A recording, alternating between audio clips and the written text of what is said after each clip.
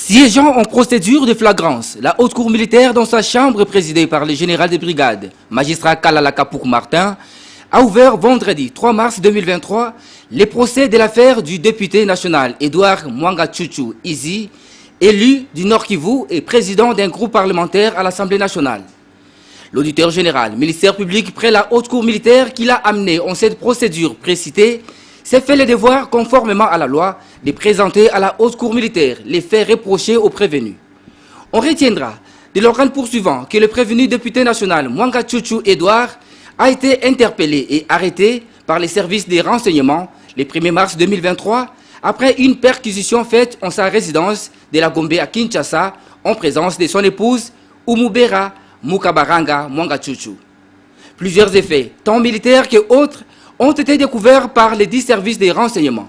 Parmi ces effets, on peut citer une boîte rouge contenant 42 munitions de 9 mm de GP, une gaine de revolvers GP, 2 matraques électriques, des ordinateurs portables, 11 clés USB, des cassettes audio et cassettes d'enregistrement, plusieurs téléphones, des caméras Sony HD et Canon, des dictaphones, un coffre-fort de la couleur bleue et plusieurs autres documents. À en croire l'organe accusateur, cette perquisition a été effectuée à la suite des informations reçues par les services des renseignements à partir du Nord Kivu.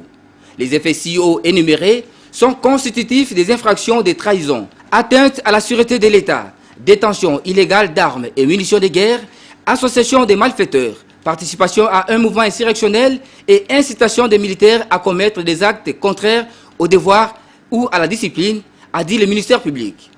Au cours de cette audience introductive, la haute cour militaire a reçu les serments de 3 nouveaux juges assesseurs dans la composition et a procédé à l'identification du prévenu Mwanga Tchouchou Edouard. Ce dernier est natif de Bishusha,